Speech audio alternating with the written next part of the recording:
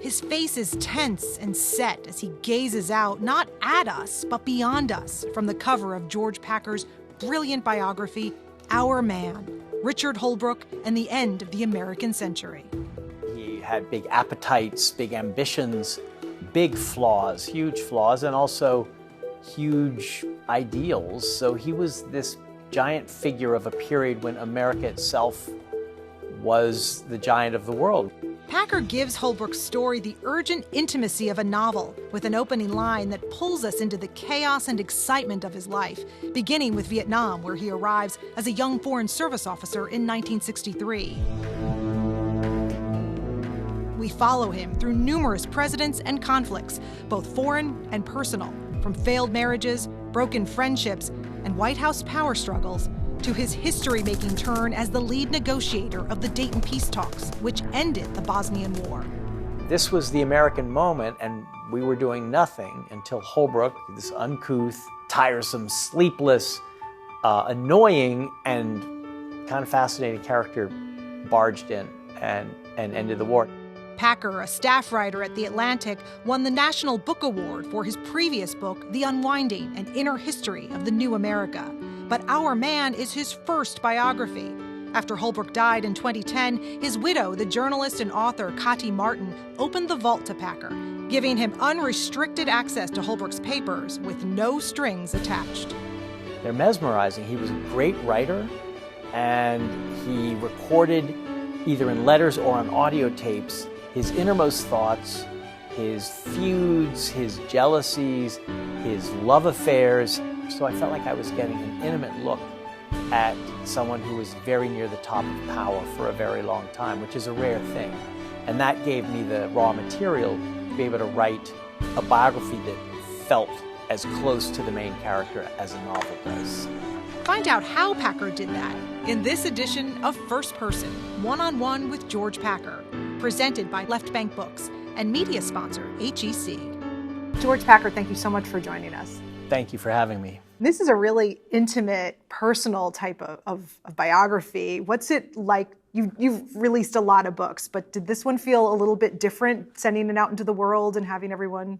You know, I've never written a biography before, and this one doesn't have a normal biographical voice. I wanted it to sound like a story, like someone telling you a yarn, a really long yarn over like a long night, and the storyteller isn't quite me. It's not quite my voice. You get the feeling this is someone who somehow was there for all of it and was an eyewitness and just happened to know all of this. So there isn't that usual distance and neutrality that you have with a biographer. This is more like a novel.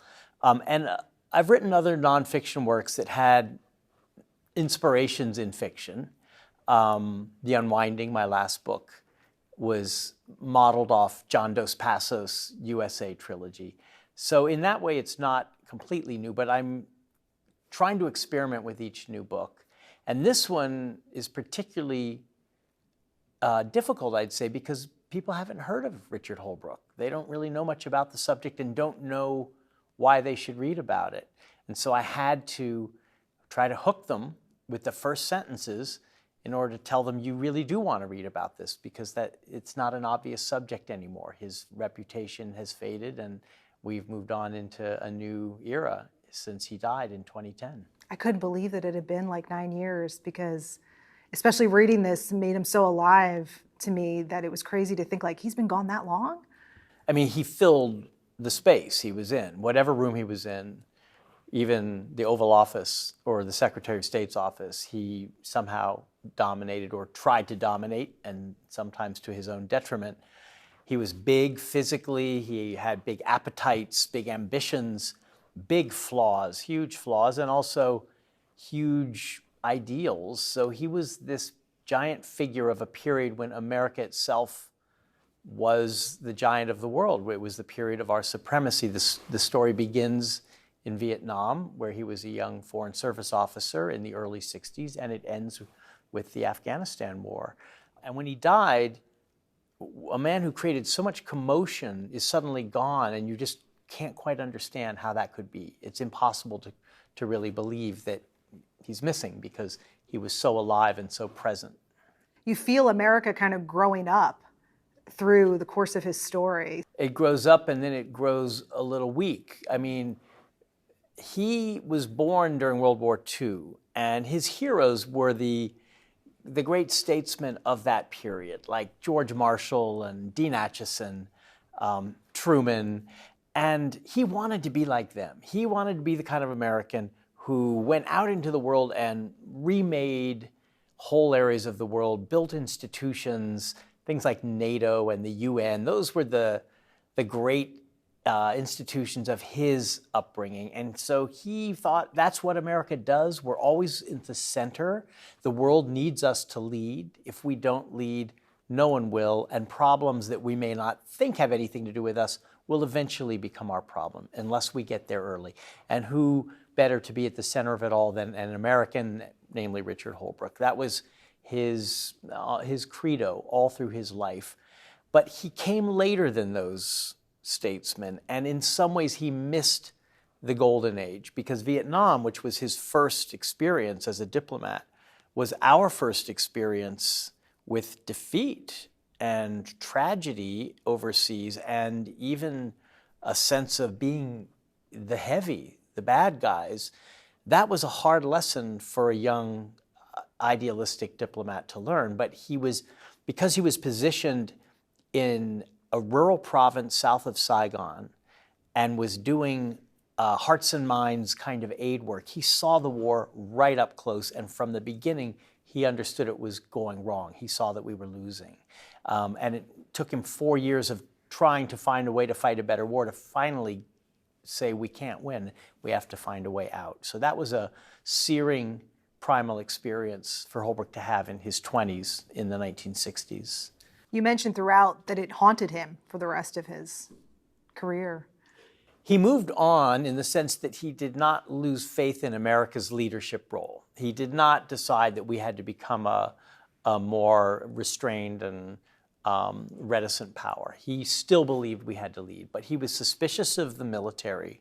He was suspicious of reports that suggested things were going well, when he saw those reports in Vietnam and how they got doctored as they made their way up the chain, and by the time they got to the Oval Office, they were worthless. They were almost lies. So he was skeptical of what the government can do, but he never stopped believing that it should try to do big things. When he had his last go-round in government under Barack Obama, he felt that he was reliving his youth, because the war in Afghanistan, which was his portfolio, he was the envoy to Afghanistan, seemed so much like Vietnam, this endless insurgency, this corrupt partner in the government of Afghanistan, this sense that we couldn't win but we couldn't get out. All of that reminded him of the war of his youth. And this sort of enemy that we couldn't seem to crack. Yes, we knew we didn't understand them. They kept coming back no matter how hard we fought them. And Holbrooke, ahead of everyone else in the Obama administration, believed that we needed to talk to the Taliban, even though we understood they were still linked to al-Qaeda, and we still believed that they were terrible, odious, that they were, had a terrible record of oppressing women and oppressing minorities and just being a brutal regime when they were in power. He still thought, we need to talk to them or else we'll be stuck here forever.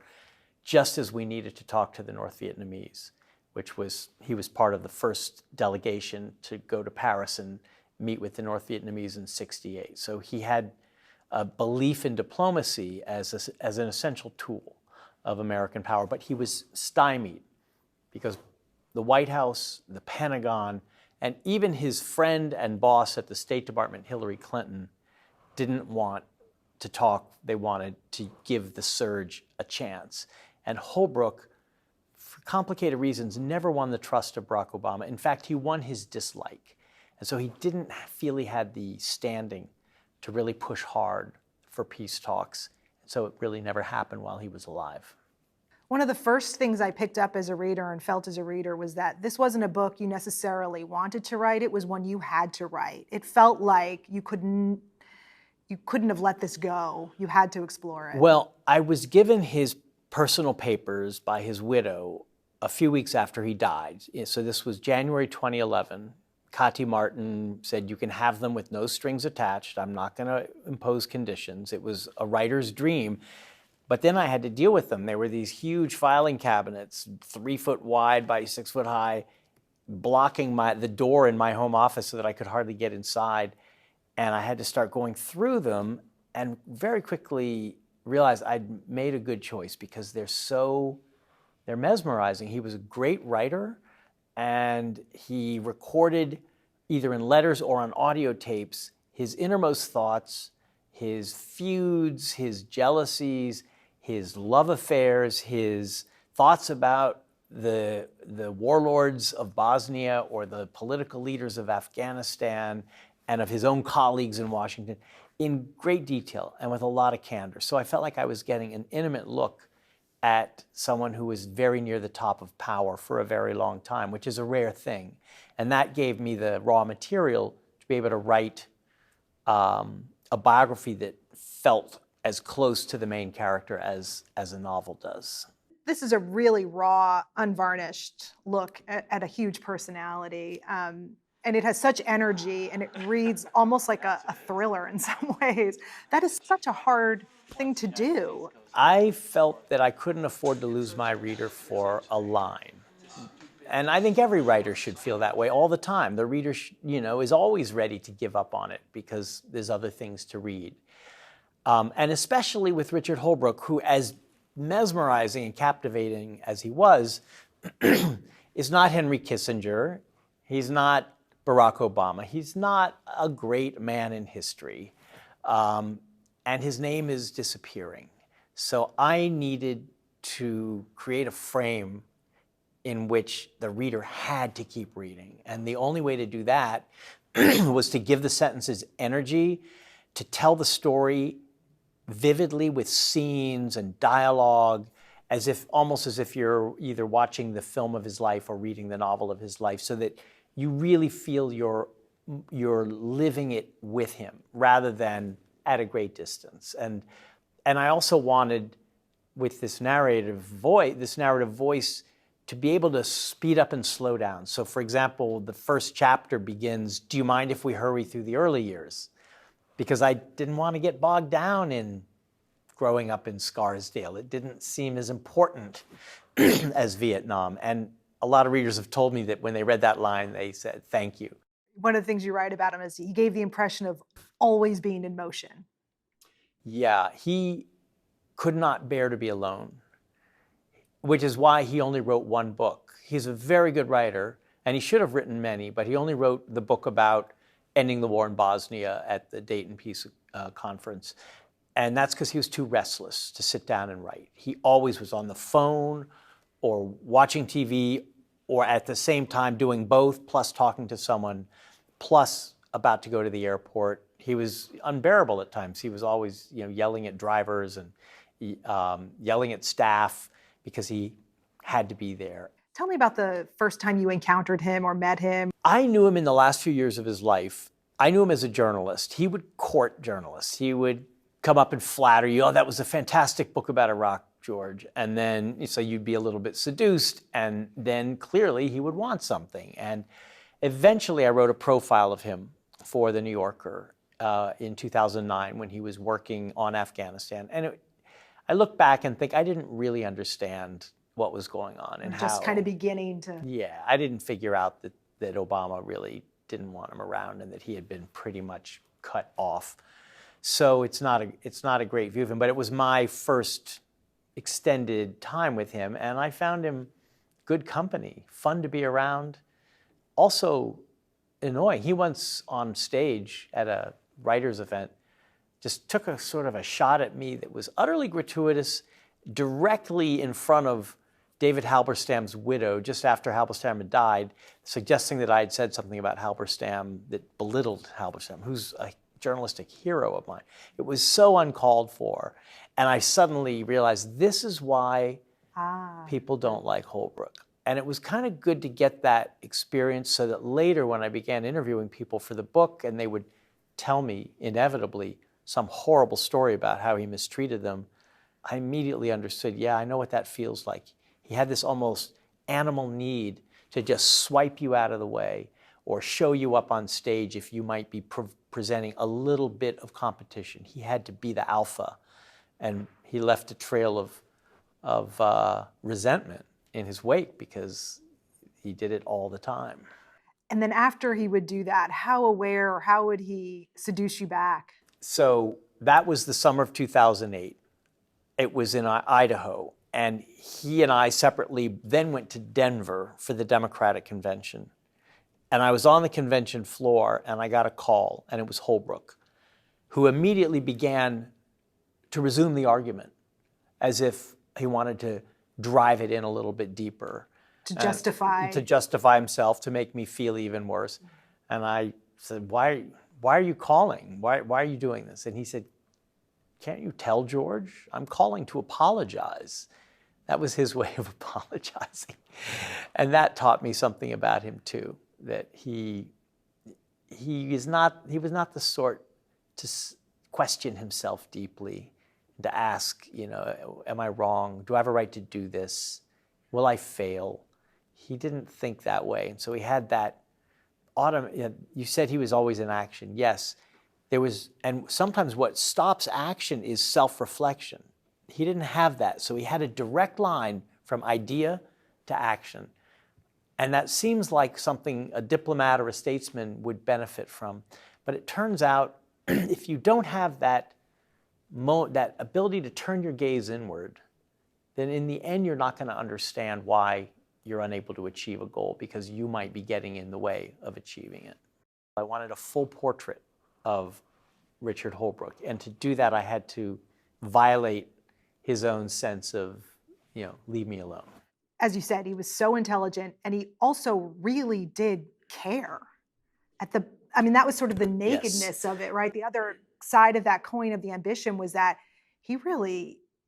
this really was 100% personal for him. Yeah, the ambition was not untethered. No, he wasn't distant from. No, and it wasn't just narcissism. There was a lot of ego here, but the ego was in the service always of trying to do something, and most often to do something that I think was worthy. For example, in the late 70s, when Americans wanted to forget there was such a place as Vietnam because the war was lost, Holbrooke really pushed hard as an official in Jimmy Carter's administration to increase the number of Southeast Asian refugees, the boat people, the Cambodian refugees. And he had a huge effect. And Carter finally signed the Refugee Act of 1980, which increased our annual intake of refugees. And today, when we're closing the door on refugees, I look back at that as a great achievement. And he never stopped being interested in and listening to refugees, traveling to the camps, sitting down in hot, isolated places where things were unclean and unpleasant, and wanting to know how people were doing and what they needed. So there was a lot of roughness in his humanitarianism, but he never was just driven to be famous or to be successful. He wanted it to be successful in order to end wars and to help suffering people. In the Balkans, he went there before he even had a reason to go there, really, right? He did. Because of his difficult personality, he couldn't get a job in the Bill Clinton presidency in '92 when Clinton was elected, because Tony Lake and others were at the top around Clinton, didn't want him around. So instead of sulking in his tent, he went as a banker still to Bosnia in the winter of '92 and spent New Year's Eve in besieged Sarajevo, where there was no heat and Serb artillery was shelling the city. The worst of the worst part. It was a terrible, terrible place, a terrible time. He only spent 24 hours. You could say, hey, you should have stayed at least a week. But that was enough for Holbrooke to realize that this was not a war of ancient tribal hatreds that we should just wash our hands of.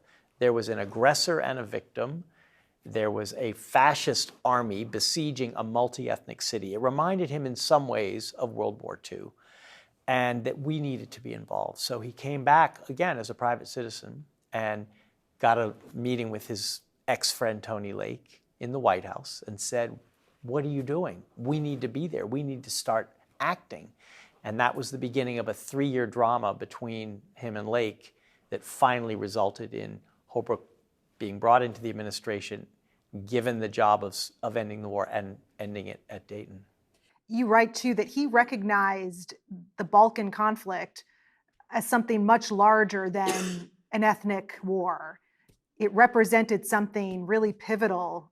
It did. For American leadership. It was a strategic problem. It was not just a humanitarian crisis. It was breaking up the NATO alliance because the Europeans had peacekeeping troops in Bosnia, but they were really there as observers watching a genocide and doing almost nothing to stop it.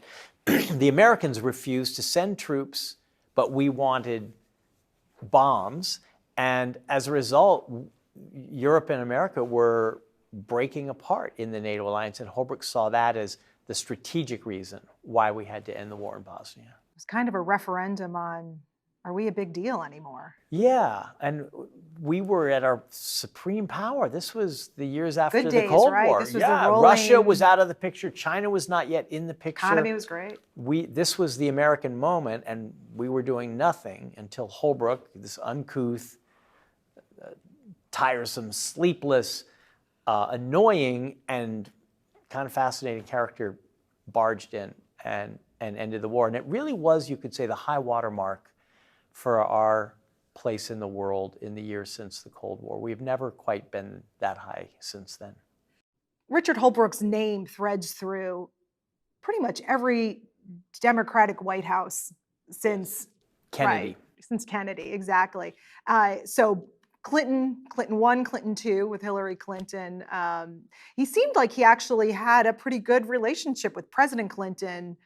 Yeah, President Clinton liked big roguish characters like himself. He could sort of be buddies with a Holbrooke. He also was distrustful and in the end did not appoint him Secretary of State. He said to Al Gore, Clinton did, "I'm just not sure he has the self-awareness to keep his relationships from becoming toxic." Which was very astute. Which was quite observation. astute, quite astute. Right. So he named Madeleine Albright, who Hillary Clinton wanted him to appoint. And that was a heartbreaker for Holbrooke. But Hillary Clinton and Holbrooke, I think, loved each other and were loyal to each other. And she needed him. She needed his experience, his foreign policy wisdom, and he needed her protection because she was his only defender in the Obama administration. And she did defend him. And once she went to the Oval Office when Obama was about to fire Holbrooke and said, "It'll be over my objections." And so Obama pulled back. I'd love to talk about your process as a writer and also just your development as a writer. You mentioned this was an extremely engrossing project, and that's coming from a background where most of your books are. I like big subjects, big historical subjects. My subject is always America.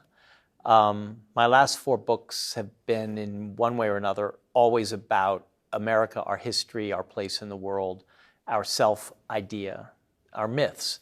But to tell a big story like that, you need a smaller narrative line. You can't just embrace the whole thing, or else you're writing an encyclopedia. So I wrote a book about the Iraq War in which I focused on a few Americans and Iraqis and followed them through the early years of the war. The Unwinding is about, in some ways, the decline of our democracy, the decline of our middle class, the hollowing out of the middle class. And I followed 6 characters through 3 or 4 decades. I told the story of their lives, intercutting between them as they move with the big historical events of the last few decades. And it's all building toward the 2008 crisis and the recession, which I think was one of the biggest events of the last half century. And then this book, it's about America and the world, but it's about one man. You need a character or characters for the reader to be able to see themselves in the story and to have that feeling of wanting to know what happens next. We want to know what happens next because we care about someone. And as a writer, I have to make them care about someone, even someone with a lot of rough edges, like Richard Holbrooke, in order for them to want to know what happens next and to take in that big history through the small story. You're kind of one of those rare nonfiction writers, though, who has published fiction and also a play. Yes, I had a play about the Iraq War that ran in New York for 5 months back in 2008, which was like maybe the most fun I've ever had as a writer. And I wrote 2 novels that I could probably honestly say were failures as novels, or at least as most actually are. Yes, in reality, most novels right? come and go without a trace. These left a little trace, but not much. And I kind of got the message, maybe I'm not fundamentally a fiction writer. I don't do well with pure imagination. I need facts to work with, something to start with. An interview, a document, a piece of history. But then in the writing, I'm always thinking of fictional models because that's where I get my pleasure as a reader. And so I want nonfiction to have the vitality of fiction. There's no reason why nonfiction should be a dull recitation of facts and events. It should have the imagination, the creativity, and the life of a good novel. And so I'm always looking for different ways to take my reporting and then turn it into narrative. How do you think of yourself, too? Is it as a writer, or as a journalist, as an observer, or what? I mean, I would like to be seen as a writer, because to me that means what matters most is just the quality of the work, of the words, whether it's in book form or in magazine form. I was at the New Yorker for 15 years, and I'm now at the Atlantic, or in play form, or in fiction. Who knows, I may not be done with fiction. So I want to be seen as a writer, but my trade is journalism. But I see the journalism as like the means to the end of writing. Journalism allows me to get in the room, to interview people, to go to Iraq, to go to Southeast Asia, and get the material. But what drives me and what makes me want to do it year after year is the writing of it. You grew up in California, academic family, and then a writing family as well, of course. Your mom. My mom was a short story writer and director of creative writing at Stanford University. My sister is a writer, Ann Packer. Right? Yep. Mm-hmm. So yeah, I grew up with my mother correcting my high school papers, which was a really pretty arduous but necessary education. Probably the most important education I got as a writer was seeing my mother's comments on my high school papers. Did you always want to be a writer, or did you, I wonder, because I hear from some writers who grew up in a writing family and think I pushed it as far away as I could, and yet... I mean, I think I wanted to be a writer, but the kind of writer I wanted to be just wasn't working. I wanted to be a novelist. I wanted to be Faulkner. I wanted to be Dickens, and the stuff I wrote never seemed to appeal to people, probably because it was a little too imitative of someone 100 years old. And I didn't see journalism or even nonfiction as a way to be a writer. So in high school, we didn't read nonfiction. We read novels and plays and poetry. But in my 20s, I was a Peace Corps volunteer after college in West Africa. And when I came back, I was sort of a wreck for a few years, and I was working in construction and just trying to get back on my feet. And I discovered the nonfiction of George Orwell. So I began reading his essays, his book about the Spanish Civil War, Down and Out in Paris and London, and I thought, this is what I could do, because it's facts, it's experience, but it's literature. It reads like literature. And so that was, for me, like the sign of maybe detour this way, long road ahead, but this is the place to turn. And you kind of created your own path in a way of... I did. I mean, I took many wrong turns because I continued writing fiction that didn't do very well. It took a long time to give up that dream, but by the time I got to the New Yorker, which was when I was over 40, I was actually pretty well along, I knew how to write. I had learned my trade. And so when I began to do magazine journalism, my first pieces for them were from Iraq after the invasion. I felt confident enough that I could write a story and find characters and create scenes in a way that would make even something as alien and awful as the Iraq War, a story, alive, something people could imagine their way into. And that came from all those years of reading fiction and trying to write fiction. Every time we ask a writer, which part do you love and which part do you hate, they say, well, it's all hard. But of course, then, they will also admit that, well, I actually do really love this part. When do you feel the most alive during this process? When I'm writing. The reporting is hard. It's just physically hard. It's logistically hard. And the older I get, the harder it is not to have phone calls returned and to wait for, to take 2 flights to wherever. But when I sit down to write these days, it's taking a long time. I do feel like I know what I'm doing. And the writing is coming easier and easier. And that's a great pleasure, because it used to be that was the hardest part. And now I'm just constantly asking myself, what does the reader need? What will keep them engaged? How do I tell this in a way that they're going to want to know what happens next? And as long as you don't lose sight of your reader, which is where your highest loyalty has to lie, then you're on the right track. You keep the reader close to you as you're writing. So what's it like when you meet them in person? I've been amazed by the response. I mean, many of them have told me, I didn't know I wanted to read about this guy. And when they tell me, but once started, they couldn't stop, that's really gratifying. But there have been others who tell me, yeah, I knew him in 1962 when we were doing our counterinsurgency training at Berkeley, and then I went to Laos and he went to Vietnam. Or, yes, my wife and I had him and Tony Lake to dinner 2 nights after he arrived in Saigon in '63. They're all coming out of, and these are people who I didn't know to interview. I could have interviewed thousands, because Holbrooke knew everyone. And they're telling me these stories, and I could see that the book is kind of raising the ghosts of the past for them, and that's actually kind of wonderful. George Packer, thank you so much. It's been such a pleasure to talk to you. It was my pleasure, too.